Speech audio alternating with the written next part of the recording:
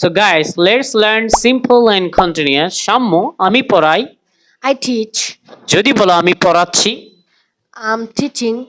যদি বলো সে পড়ায়। He teaches. He teaches. আর যদি বলো সে পড়াচ্ছেন। He is teaching. He is teaching. যদি বলো আমি ফুটবল খেলি। I play football. আর যদি বলো আমি ফুটবল খেলছি। I'm playing football. Say football খেলে। He plays football. আর যদি বলো সে ফুটবল খেলছে।